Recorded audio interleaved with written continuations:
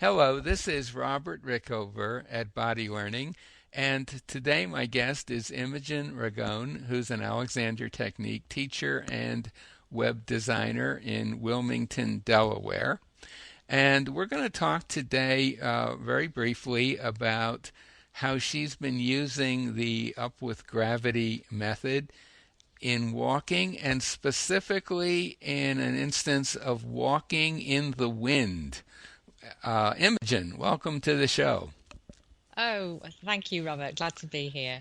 So, we're going to assume in this little podcast that readers have some familiarity with Up with Gravity. We'll put a link to the Up with Gravity site that they can learn more about it if they're not familiar with it. But you had mentioned that the other day you were out walking in the wind and you were applying the basic ideas, and they seemed particularly helpful. I am assuming like walking in the wind does present some peculiar challenges, so it could be an interesting example of how to use the center of gravity methodology. Could you say a little bit about what happened and how you applied it? Yeah, sure.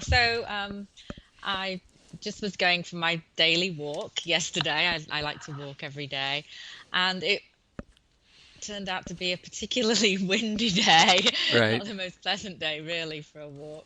Um, and I kind of realized as the wind, would gust at me and take me somewhat off balance, that I guess my initial reaction would be to sort of brace against it, which didn't really help at all. And then I thought, there's a better way to do this. And Right. I thought of my center of gravity and the way we've thought about it before by imagining a line or an arrow going through. And it really helped sort of stabilize me, and that in a way that didn't sort of wasn't tense in my body. hmm Um, And so you experimented with sort of accessing your center of yes. gravity, and did you experiment with directing it or lifting it? Yeah, absolutely. I was directing it as I walked, hmm and it really that seemed the most helpful. I mean, the lift, I don't think I did play with that a little bit, but that didn't make a significant difference one way or another. That just seemed to be a different thing. hmm But the being conscious of it and directing it in movement, as I was walking with these gusts of winds kind of coming at me, really was helpful in me staying in balance and not bracing, but staying kind of moving as a whole. Um, hmm And did you do any experimenting with using it and then not using it for a yeah, little bit? Yeah. absolutely. And I hmm can notice a big difference. I was much more likely either to be pushed around by the wind or to kind of go into a kind of habitual response to kind of tighten and brace against the wind, which again actually meant that I was more buffeted by it. Um, Right. so either way, having my center really was helpful. And I know you've experimented with this in just ordinary walking, using it, not using it. Do you think the differences are more dramatically noticeable Yeah, in that situation? Yeah.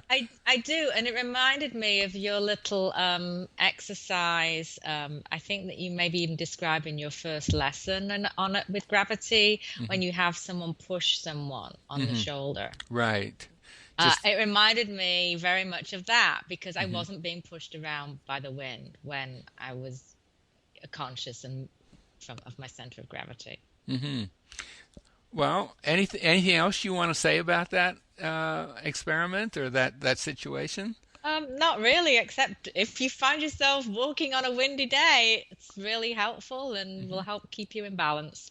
hmm And I've done a little bit of experimenting in a totally different area, which maybe we'll do a podcast about later on, which is walking on ice, because that's a Oh, huge yes. issue right here, right now.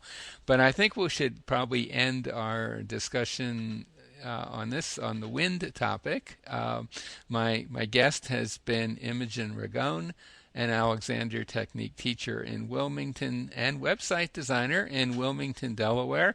We'll put a link to her site by the interview. We'll put a link to the Up with Gravity site so that if you have no idea what we're talking about, you can very quickly and easily learn the basics of the process that we've been discussing.